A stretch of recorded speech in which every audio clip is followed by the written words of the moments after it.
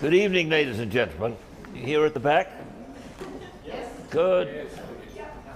I feel that at a picture gallery, it's very important to introduce a splash of colour. And I wouldn't be surprised if there wasn't a red sticker on me by the end of the evening.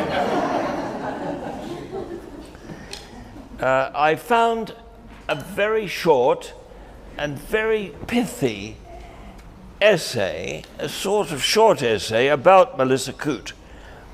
And as I read it with increasing admiration until I got to the end and I realized that it had been written by me. So I'll give you the pleasure of hearing it now. As a teenager in Melbourne, not yesterday, I used to go to picture galleries. I loved going to them. There was, of course, often free alcohol available and attractive people.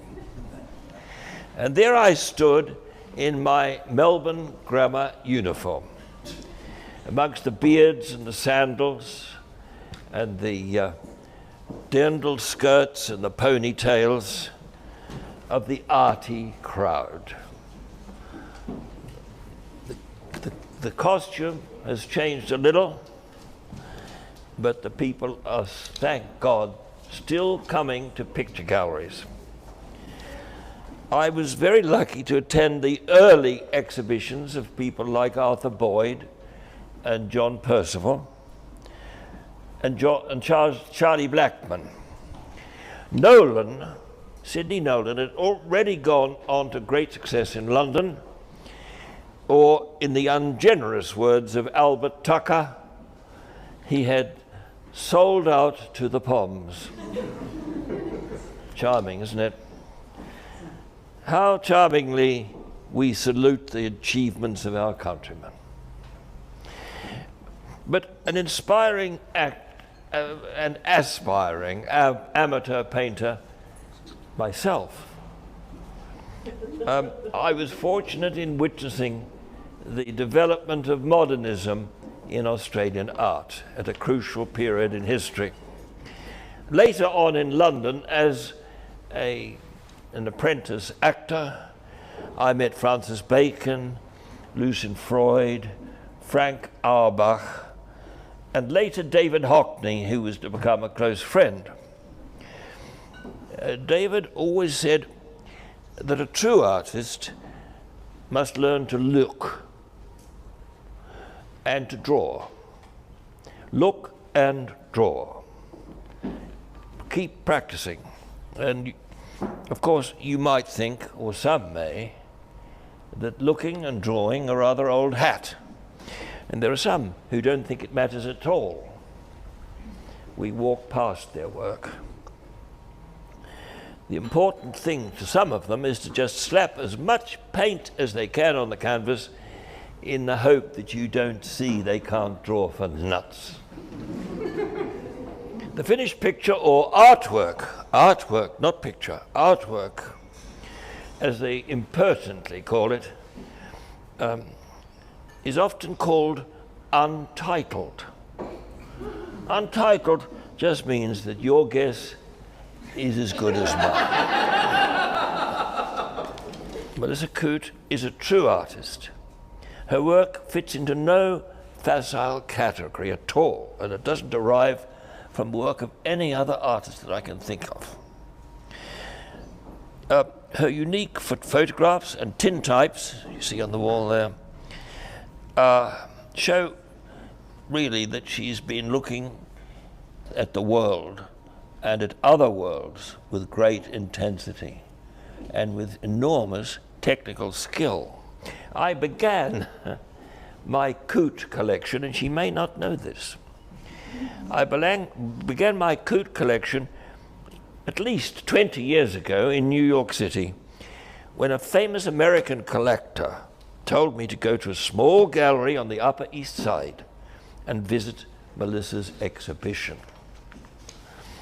Her early paintings reminded me a bit of Gustave Courbet's famous canvas of 1866, would be The Origin of Mankind. Most of you would know that picture. It's in the Louvre, I think. And her latest project, which we are privileged to see today, is portraiture. It's a series of portraits of that radiant giver of life, the sun.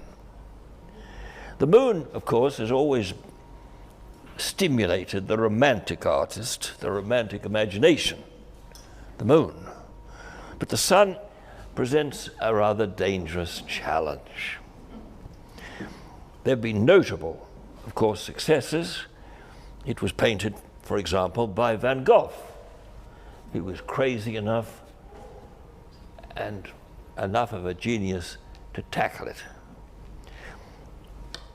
It inspired composers from George Harrison, Here Comes the Sun, to Peter Sculthorpe with his wonderful sun music. If Peter Sculthorpe is no longer with us, I suppose if he'd been a footballer, he would have been given a state funeral. Alas, no. Just a composer. Another artist inspired by the sun was D.H. Lawrence, whose erotic story, perhaps his best, uses the word sun in its final sentence. And of course, the last phrase in Ibsen's expressive masterpieces is the word sun. These are brave and beautiful words, and it's a beautiful show. Congratulations to you, Melissa. And thank you, Tim Olsen, for giving us a chance to enjoy and buy some of these pictures, several, and trolleys are provided. So thanks very much, everyone, and thank you, Tim. Thank you, Melissa. My words are inadequate, but better than anyone else could manage. Thank you.